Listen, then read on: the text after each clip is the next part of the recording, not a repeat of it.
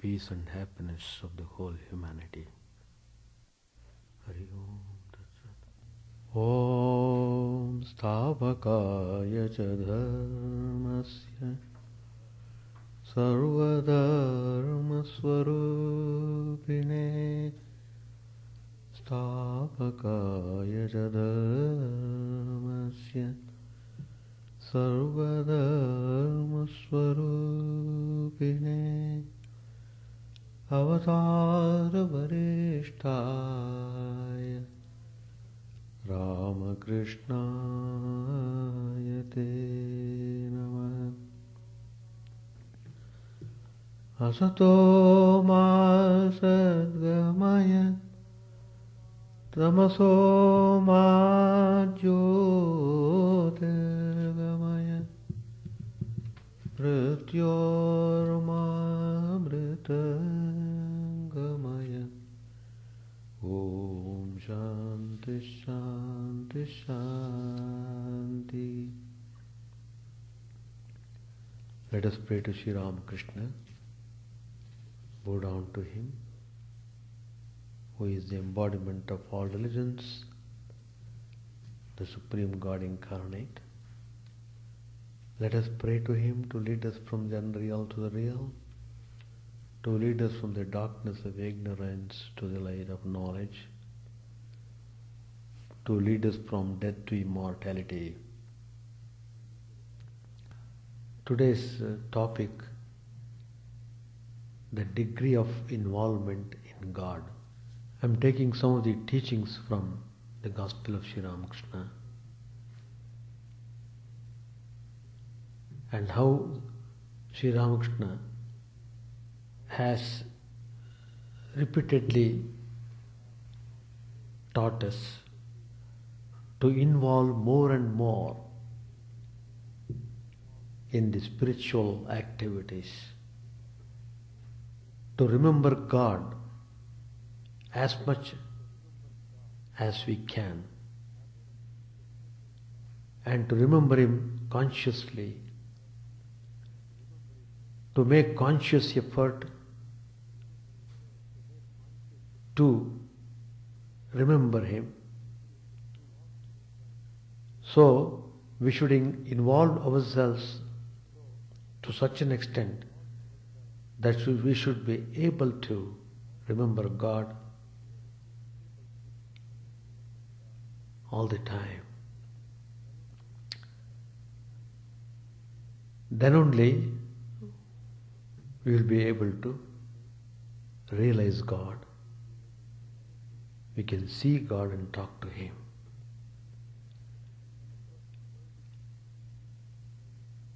Of course, world is full of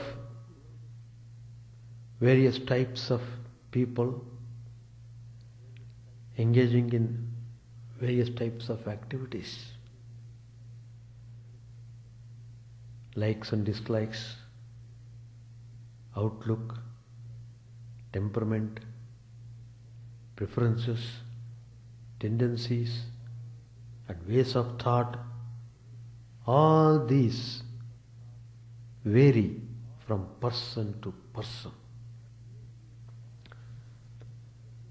As human beings, they look alike outwardly, but everyone acts according to one's own tastes and native talents. Each being acts in its own way. Sri Ramakrishna tells in the Gospel, the outer layers of cakes are made of rice flour, but inside they are stuffed with different ingredients. How do you judge the cake whether it is good or bad? According to the quality of its stuffing, we can judge whether the cake is according to your taste, according to your liking, whether it is good or bad. So it depends upon the stuffing. So also, all human bodies are made of one and the same material, yet people are different in quality according to the purity of their hearts. Purity of their hearts.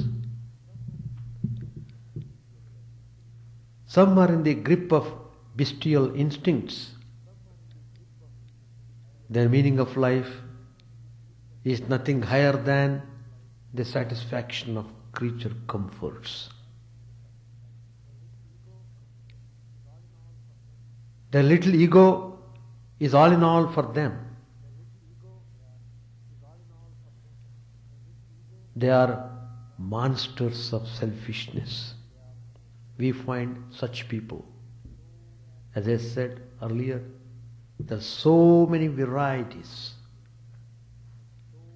And one variety is such selfish people who always try to grab everything for themselves, whose mind is set on just the pleasures of the world. They never look up to God with a prayer. They never look around them with a kind thought for their brethren. Their life is just a long or short breathing game and a burden to earth and society as long as they live. Sri Ramakrishna speaks of such persons with pungent humor. As one mask may be worn by various persons, so also various kinds of creatures have donned the garb of humanity. Some are tearing wolves, others are ferocious bears, and some again are cunning foxes, and some are venomous snakes, though they all look like men. Outwardly, they look like men, but the stuffing is like this. Sri Ramakrishna also speaks of two classes of human beings. Men in name only, it's called Manush. It is interpreted in two ways. One is Manush, men in name only, and men with God consciousness, Manhush, Manhash, Manush. In the scale of evolution, there are persons known as philanthropists. They also form a nice group. Philanthropy is rooted in an ardent love of mankind. It is constituted of practical sympathy and benevolence. It induces a strong urge to help the people in trouble and anguish. People immediately want to reach those in distress. There are philanthropists all over the world.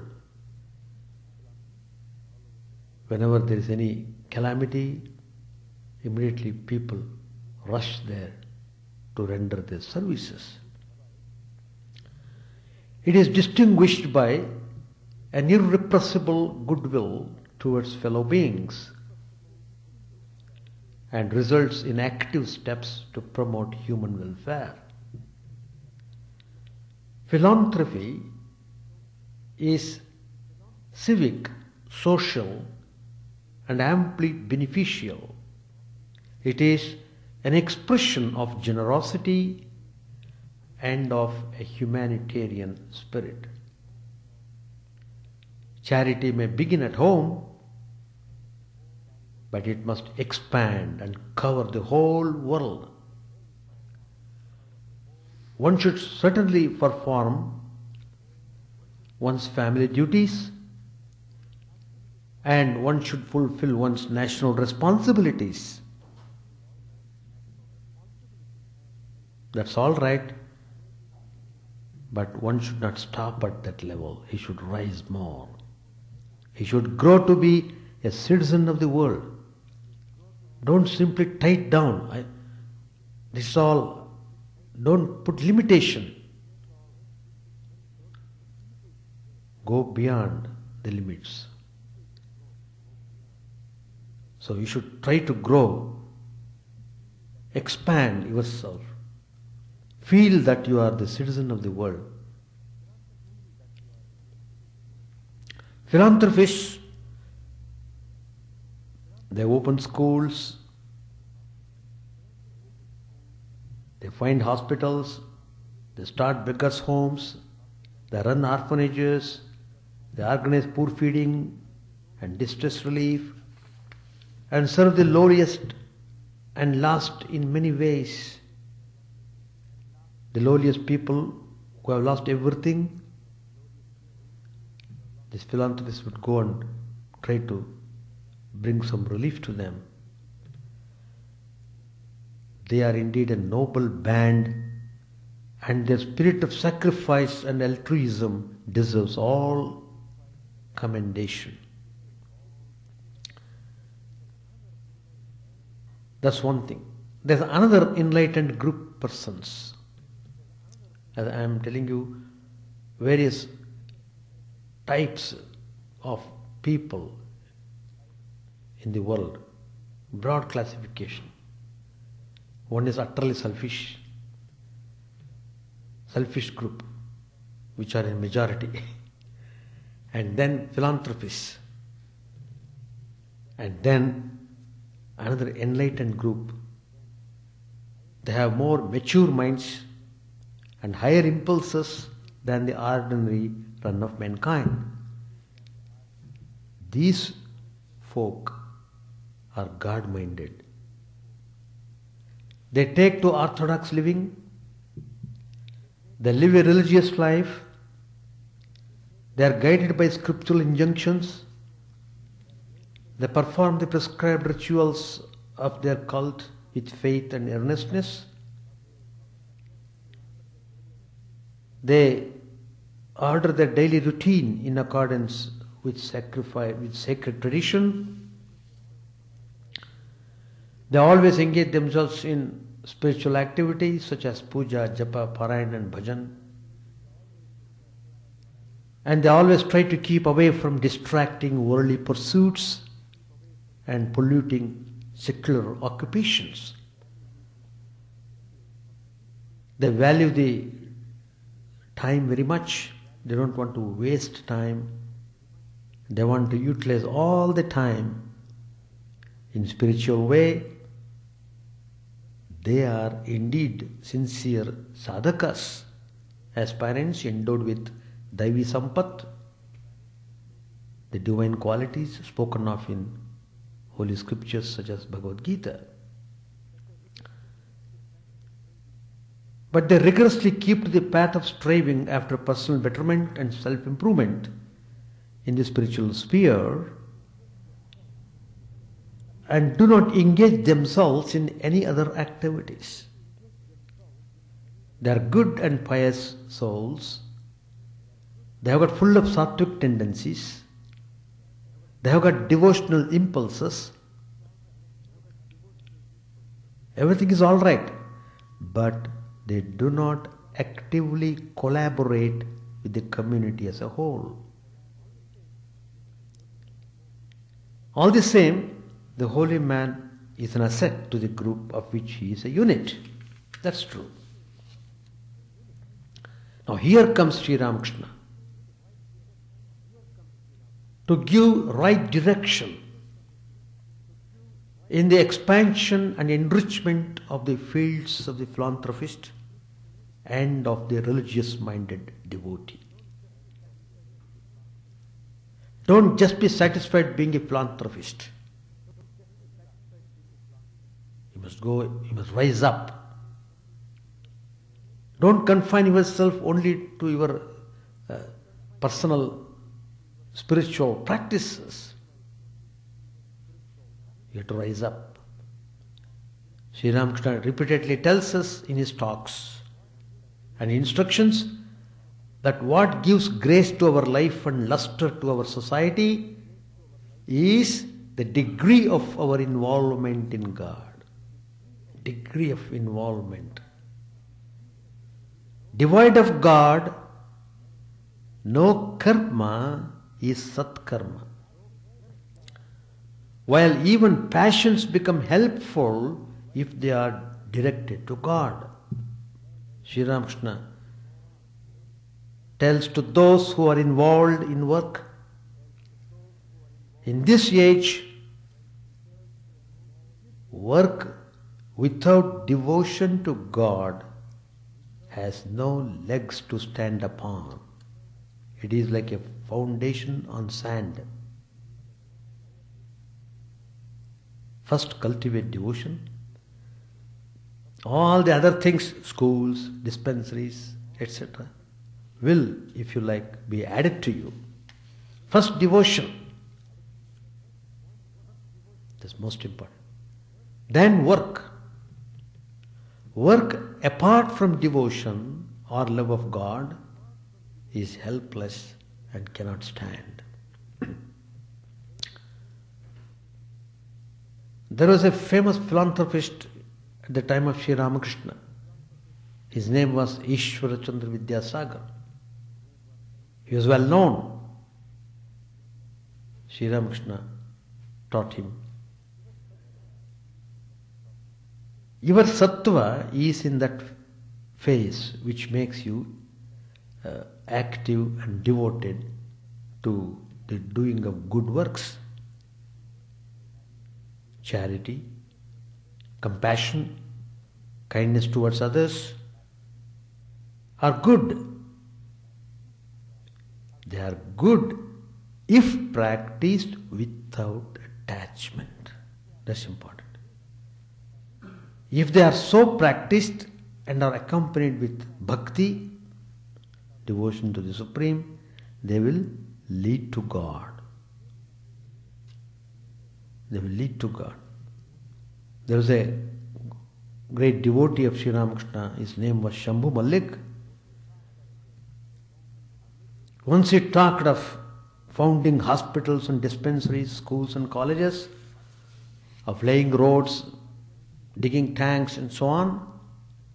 Sri Ramakrishna told him, yes, but you must be unattached while doing good to others. And you must be careful to take up only such works as come in your way. Such works, again, as appear to be of pressing need. Don't seek them. Don't seek more work than you can well manage. If you do, you will lose sight of the Lord. There is much food for thought in this utterance. Addressing a group of enthusiastic social reformers, Sri Ramakrishna once said, you talk glibly of doing good to the world to which you desire to do good, is it so small a thing? In the next place, who are you to do good to the world? First go through devotional practices, purify your heart, see God. Then it is that inspiration and power will come to you, and you may talk of doing good. Not till then. An earnest reflection on these words of practical wisdom of Sri Ramakrishna will go a long way to making the practice of philanthropy rightly motivated. So, right motivation is the first step to fruitful functioning. Fruitful both to philanthropist and the beneficiary. The devotee who is immersed in the adoration of his deity and in the practice of disciplines conducive to spiritual striving, will better himself by broadening out his interests and enlarging the sphere of his religious labor. He will do well to minister to a person besides being attuned to God. It is glorious to be an earnest aspirant to meditate on God with closed eyes. It may be advantageously supplemented by seeing divinity in all the beings all around and in satisfying their felt needs. We find in the life of Sri Ramakrishna, whose every act in life was the elucidation of a noble idea and the inculcation of a grand lesson. An incident instructive of this point we find in Sri Ramakrishna's life. He interrupted his holy pilgrimage to Benares in the company of Madhur Babu and preferred to serve the hungry and ill-clad rustics of a village near Devgarh. He refused to resume the journey till food and clothes were distributed to those poor people. The significant fact in this incident is that Sri Ramakrishna offered to give up the programmed pilgrimage itself unless the philanthropic act he set his heart on was properly carried out by Madhur Nath. So he made Madhur Nath to accept his instruction, and he made him to feed those people and give clothing to them. Swami Vivekananda, whose mission it was to rightly interpret and effectively implement the message of Sri Ramakrishna to the people of the world, expressed himself strongly on many occasions on the imperative need of making religion broad-based enough to become serviceable to people in respect of their multifarious necessaries. He went so far as to say, the only God to worship is the human soul in the human body. That is the message of the great significance, given by Sri Ramakrishna through Vivekananda. The only God to worship is the human soul in the human body. Are not all the poor, the miserable, the weak gods? Why not worship them first? Let me help my fellow beings. That's all I seek. If you want any good to come, Swami Vivekananda said, just throw your ceremonies overboard and worship the living God, the human God. Every being that wears a human form, God in his universal as well as individual aspect. A time comes when one understands that to serve a person, even by preparing a chillum of tobacco, is far greater than millions of meditations. He who wants to serve Shiva must serve his children, must serve all creatures in this world first. This is the gist of all worship, to be pure and to do good to others. So, if your activities are directed in this way, the more you are involved with the idea, with the spiritual idea, The more you contemplate on God in your activities, the nearer you are towards God, and that leads you towards God, and you'll be able to understand the mystery of this world, and you will understand the secret of the whole thing. So, in order to see God, what is very important is that one should become selfless.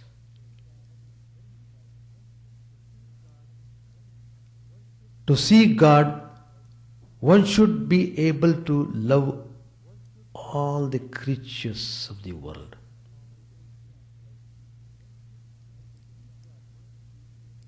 And to see God, one should be able to remember Him all the time.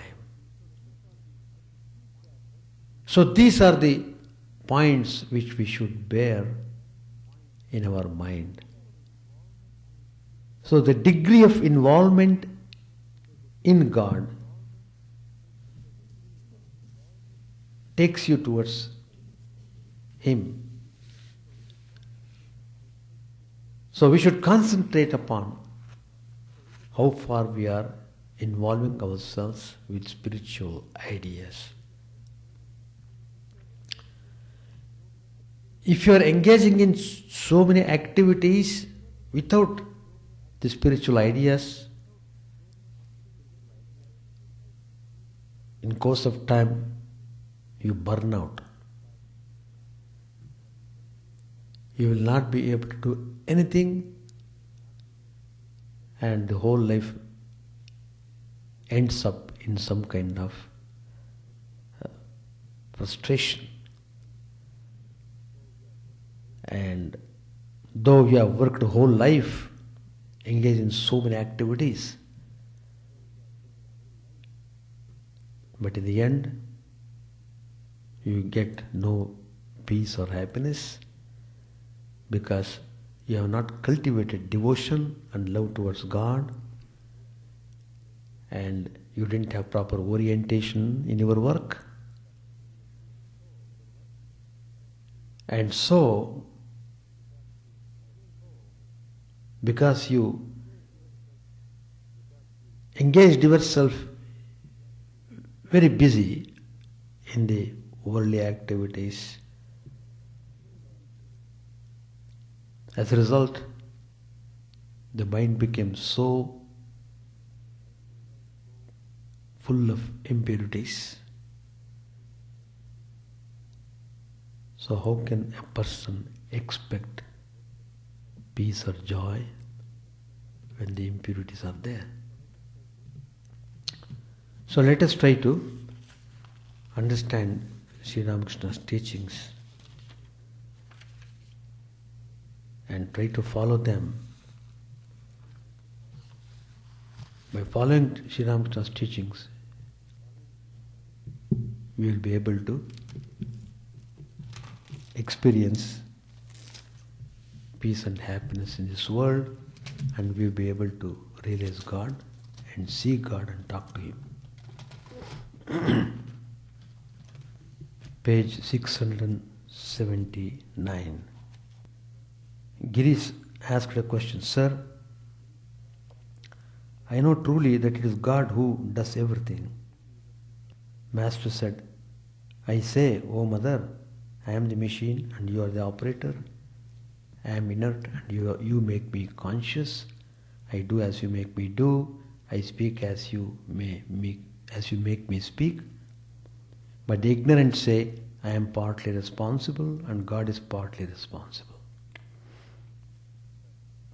Girish answered, Sir, Girish again asked a question. I am not really doing anything. Why should I bother about work at all? Master said, no, work is good. When the ground is well cultivated and cleared of stones and pebbles, whatever you plant will grow. But one should work without any personal motive. There are two types of Paramahamsas, the Gani and the Preemie. Preemie means lover of God. The Gani is self-centered.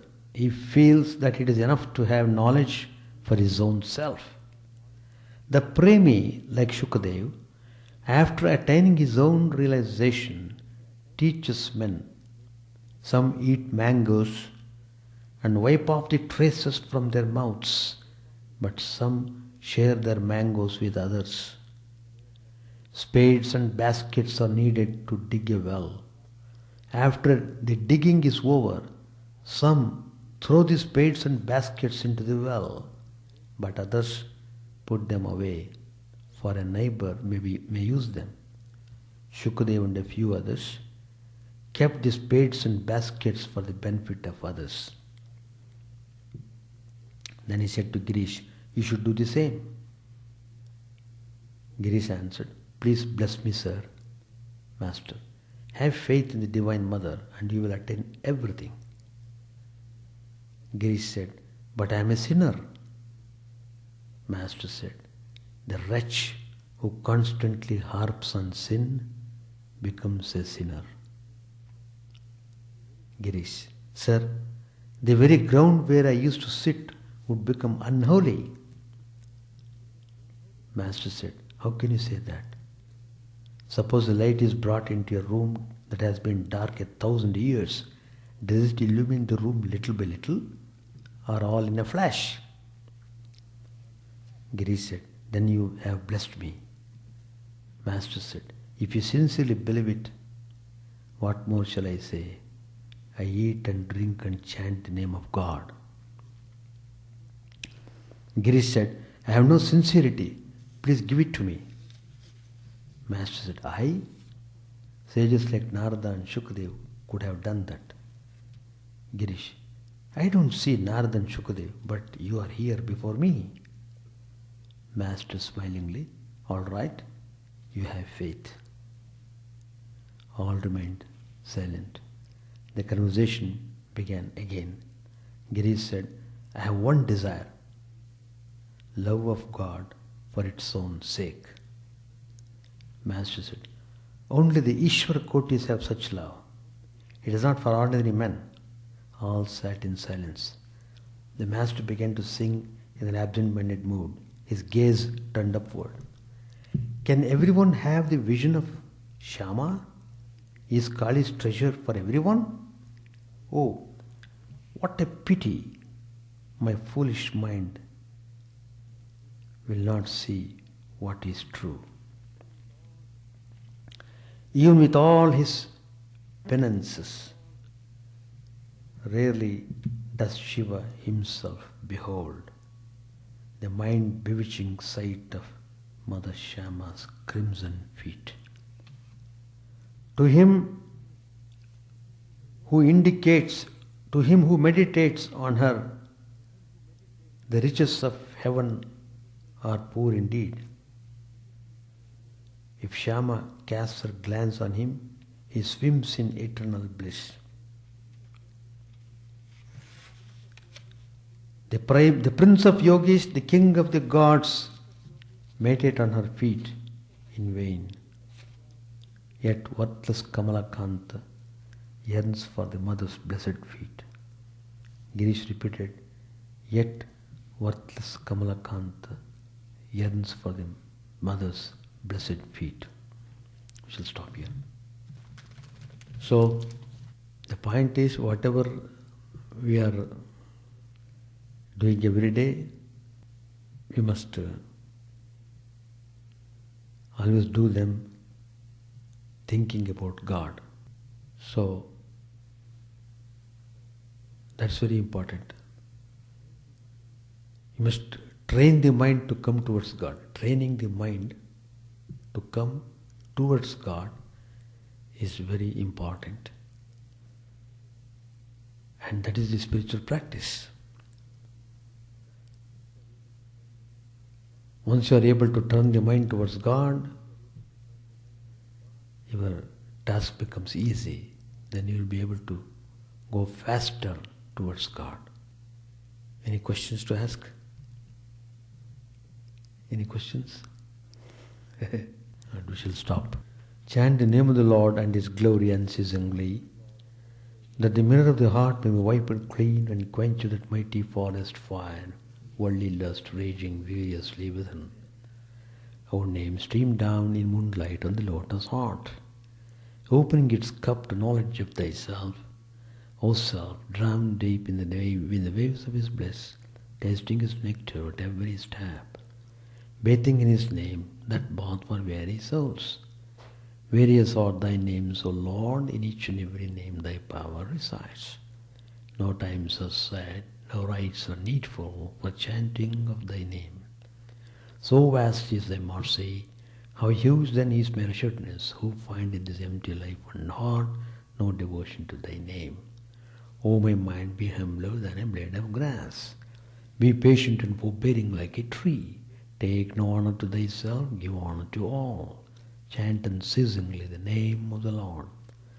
O Lord and soul of the universe, mine is no prayer for wealth or retinue. The playthings of lust are the ties of fame.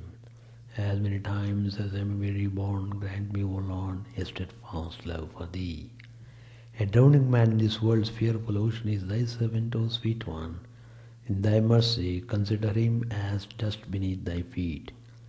Ah, how I long for the day when an instant's separation from thee, O Lord, will be as 1,000 years. When my heart burns away with its desire, and the world without thee is a heartless void.